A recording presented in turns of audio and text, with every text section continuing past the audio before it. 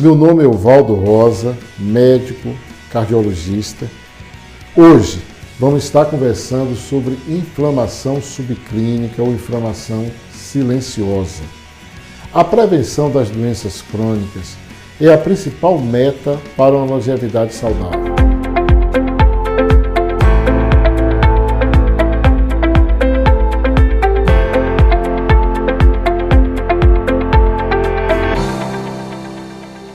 A inflamação, ela é uma resposta do nosso sistema imune a um insulto. O nosso sistema imune, o nosso sistema de defesa, ele é fantástico, é de uma perfeição fantástica. E ele tem como objetivo manter a nossa estabilidade homeostática. Toda vez que o nosso organismo, toda vez que o nosso corpo sente que essa estabilidade homeostática está ameaçada, ele responde ativando o sistema imune. E o sistema imune, por sua vez, responde através da inflamação, que pode ser uma inflamação aguda ou uma inflamação crônica. A inflamação aguda se caracteriza por ser uma inflamação onde tem muitos sintomas. Vou dar um exemplo aqui. Quando nós temos um trauma, por exemplo, no braço, na perna ou em qualquer órgão, essa região normalmente fica inchada, ou seja, fica demasiada, fica com a sua temperatura aumentada, a região fica quente, fica vermelha, fica também limitada funcionalmente, ou seja, fica dolorido, se é um órgão fica dolorido. Isso é a inflamação aguda. Então a inflamação aguda, os sintomas delas falam por ela mesma, os sintomas e os sinais. E ela é benéfica. O objetivo de uma inflamação aguda é trazer a estabilidade homeostática, é melhorar aquela região ou melhorar aquele órgão.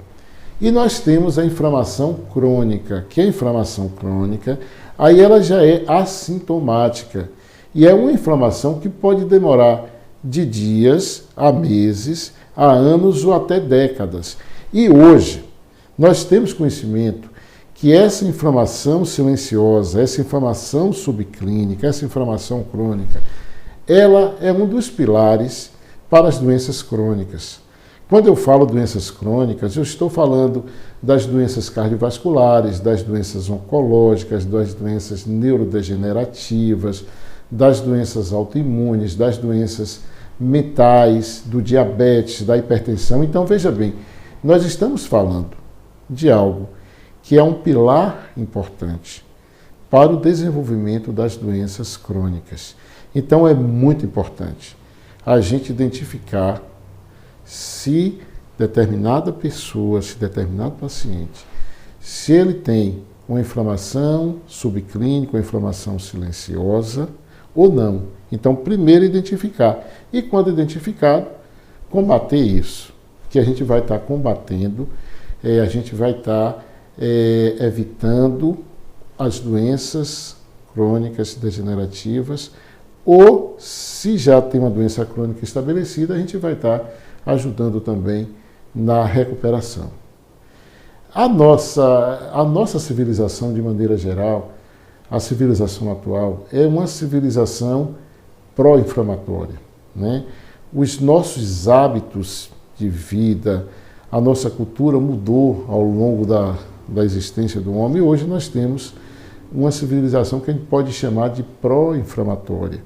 O que é que a gente diz? Que hábitos é esse que leva a gente dizer que a nossa civilização é uma civilização pró-inflamatória? Primeiro, que a gente dá alguns exemplos aqui. Primeiro, o sedentarismo. O homem não foi feito para ficar parado, o ser humano para ficar parado o tempo inteiro. E hoje a gente é cada vez mais sedentário. A gente anda pouco, até a televisão a gente liga pelo controle remoto, né? A alimentação inadequada, esse é outro ponto muito importante, né? A alta ingestão de produtos industrializados, de produtos processados, com uma grande quantidade de aditivos, de conservantes. A gente vê mães que às vezes têm a maior preocupação com o filho e está lá no supermercado pegando os produtos industrializados, cheio de conservantes, cheio de aditivos para levar para casa, para os seus filhos.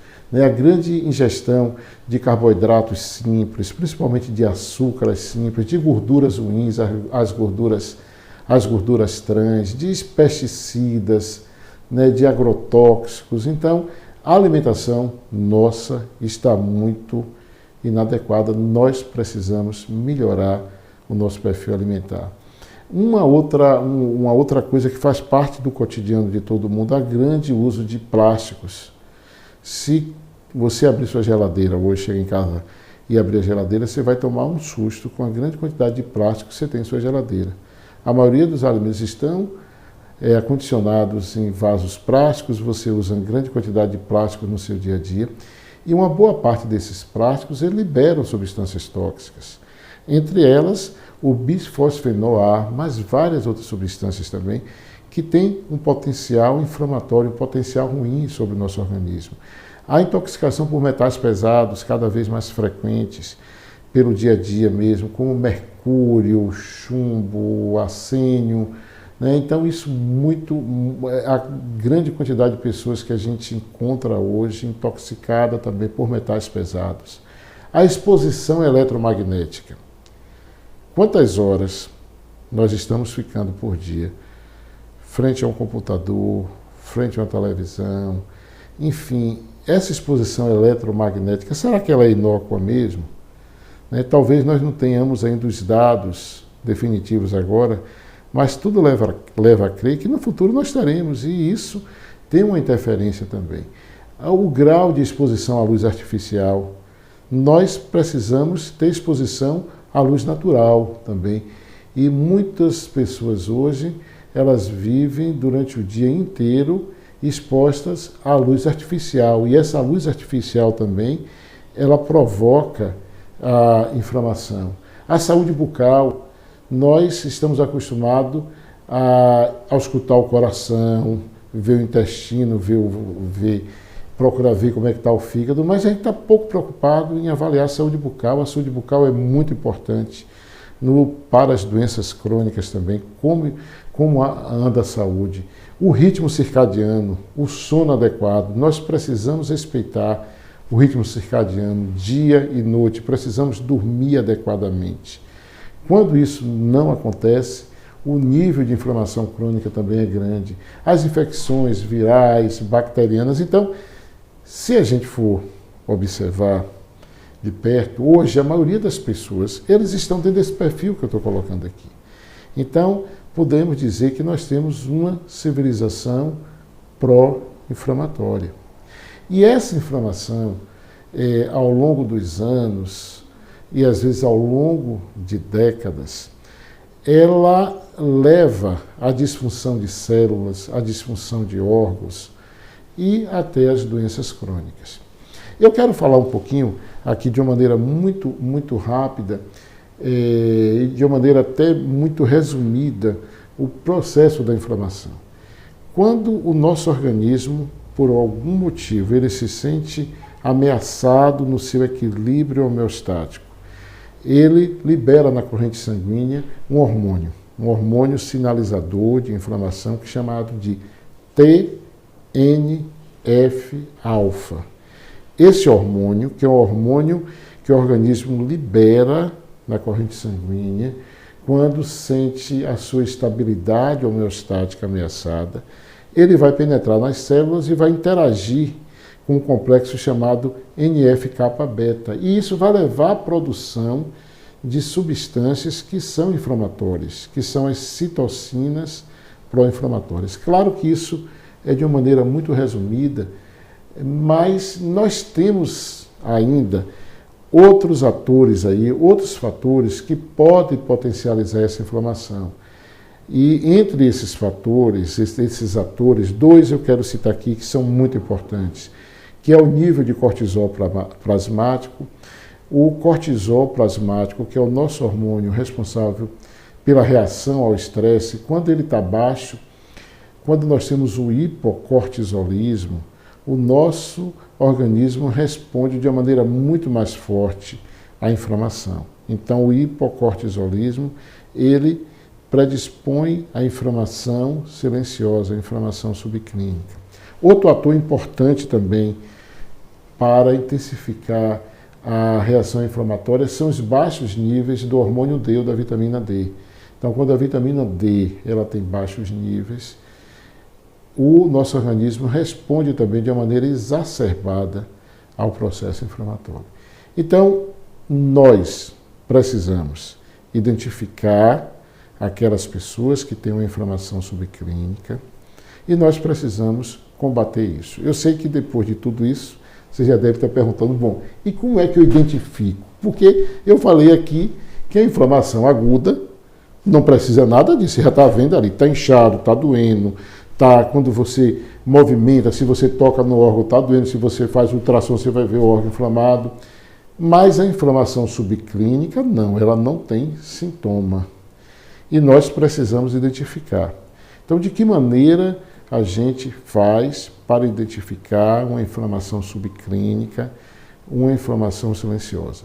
Nós temos alguns exames, nós temos alguns marcadores que nós chamamos de marcadores inflamatórios, que não é específico só para a inflamação, mas ele no conjunto dá uma ideia para a gente. Eu vou citar alguns aqui. Não quer dizer que eles sejam obrigatórios solicitar em todos os pacientes, mas em um grupo de pacientes específicos você pode solicitar, que não todos, mas alguns, depende do paciente, mas é importante que a gente entenda que nós temos hoje exames que dá a ideia para a gente desse perfil inflamatório. Muito importante é a proteína C reativa, de preferência a ultrassensível. É a dosagem de fibrinogênio, a dosagem de ferritina, a dosagem da insulina plasmática, a dosagem da homocisteína, a medida da circunferência abdominal, que se faz com a fita métrica mesmo. E nós temos também o que nós chamamos de inflamograma sistêmico, que são já exames mais específicos que nós usamos em condições mais especiais. Uma é o próprio TNF-alfa, que eu falei há pouco aqui, as interleucinas, principalmente a interleucina 6, a interleucina 10, o óxido nítrico, a fosfolipase A2 em alguns casos, outros tipos de interleucinas em casos mais específicos, como a interleucina 23 e a interleucina 4. Mas é importante a gente saber que hoje, quando nós avaliamos o perfil de risco de um paciente, quando nós queremos fazer uma prevenção das doenças crônicas, além de todos os fatores de risco tradicionais que nós conhecemos e que estão bem estabelecidos, é muito importante que se investigue também o perfil inflamatório dessa pessoa que a gente está querendo trabalhar, que a gente está querendo prevenir. É muito importante que a gente como profissional de saúde, tenha a consciência que nós precisamos tratar a patologia, nós precisamos tratar a doença estabelecida, mas nós precisamos também tentar identificar os fatores que levaram àquela doença. E o mais importante ainda é procurar identificar esses fatores antes da doença ser estabelecida, porque aí nós vamos ter condição de evitar essa doença. Por isso que a pesquisa da inflamação silenciosa, da inflamação subclínica, ela é também muito importante, assim como dos outros fatores de risco. E o combate à inflamação silenciosa também ela é importante para que a gente evite essas doenças crônicas, a gente possa tentar evitar essas doenças crônicas. Eu sei que também já vem outra pergunta, né, que deve estar na cabeça. Bom, a gente identificou que o paciente tem um perfil, né, que tem um perfil inflamatório alterado, que ele tem um paciente que está com o seu perfil inflamatório alterado. O que é que a gente faz? Como a gente deve proceder? Eu vou falar aqui dois casos práticos, casos do consultório mesmo, casos que atendi pessoalmente. Acho que foi essa semana mesmo.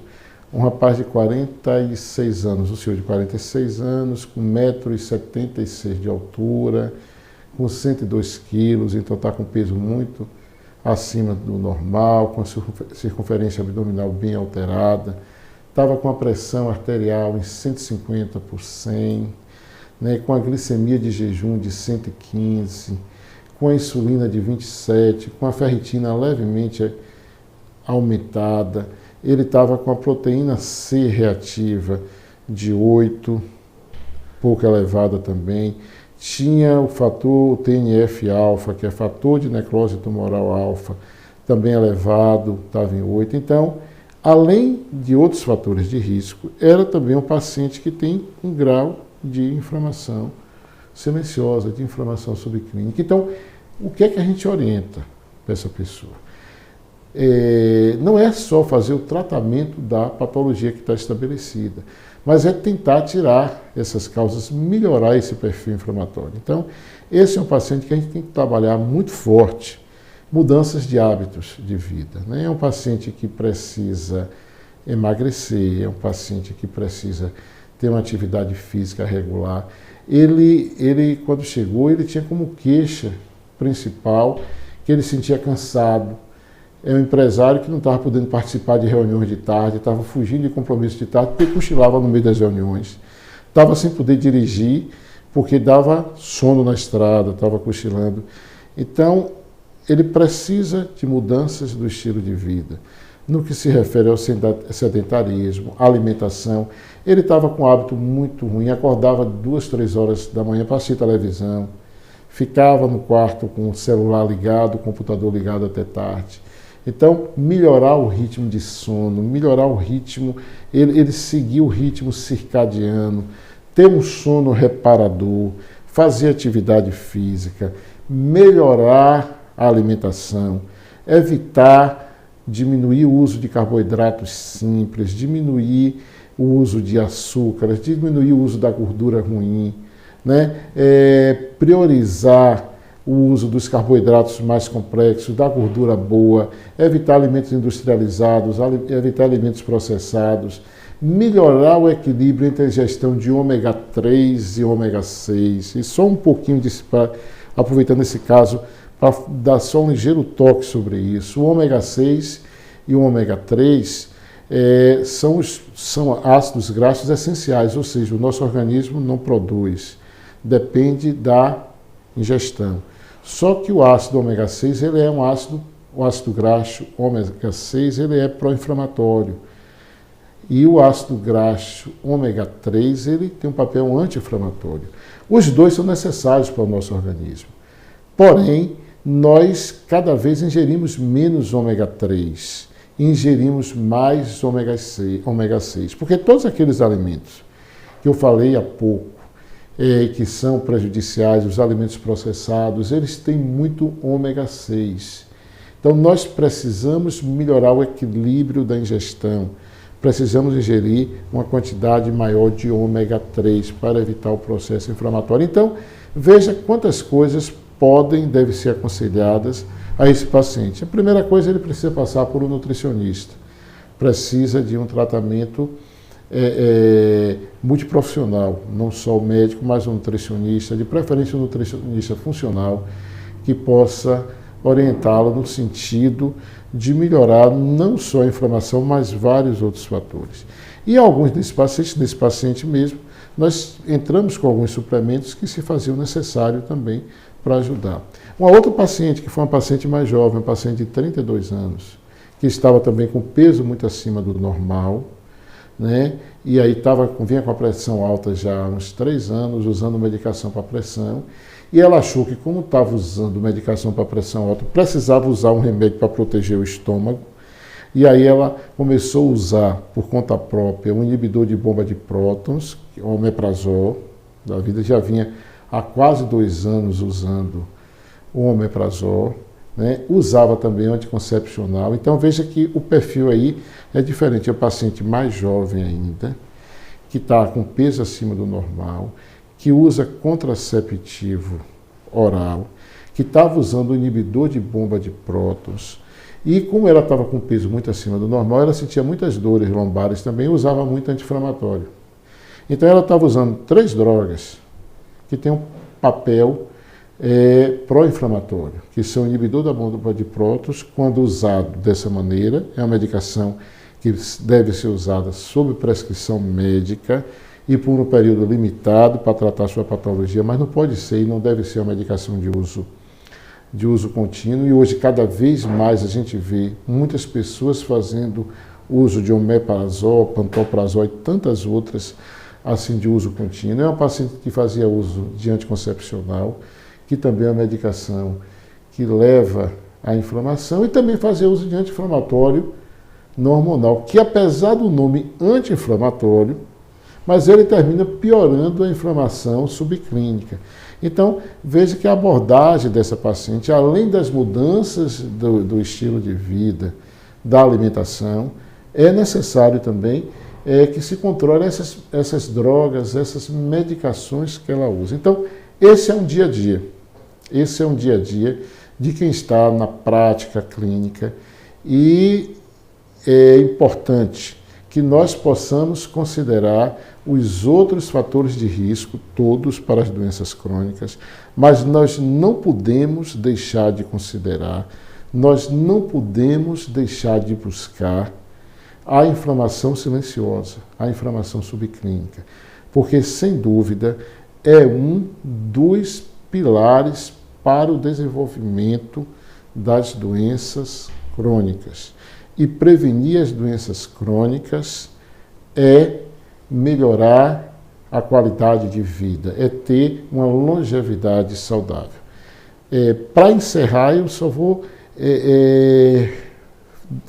ressaltar aqui um ponto entre as doenças crônicas, que são as doenças cardiovasculares.